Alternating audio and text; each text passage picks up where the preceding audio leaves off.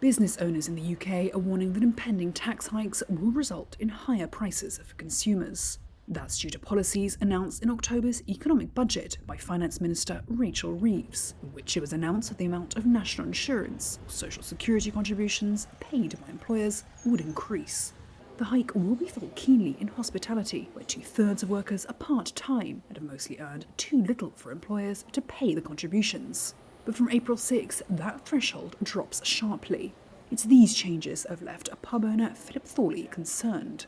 He owns 18 hospitality sites on the southeastern coast of England and says he's unable to absorb the extra costs without hiking prices. It is going to be really difficult for us to be able to swallow this.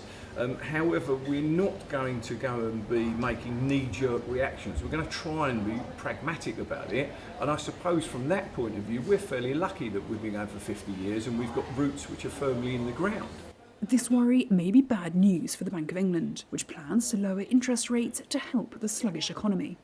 Governor Andrew Bailey says they expect to keep cutting interest rates after 3 careful reductions since August, fewer than in the Eurozone and the United States. But Rob Wood, a former Bank of England economist, said the bank risked underestimating the price impact of the changes.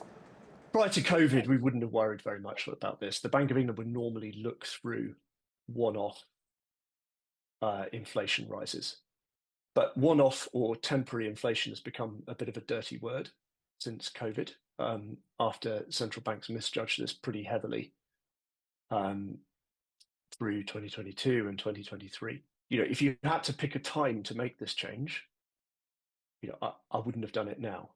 So in today's budget, I am announcing an increase in employers' national insurance contributions.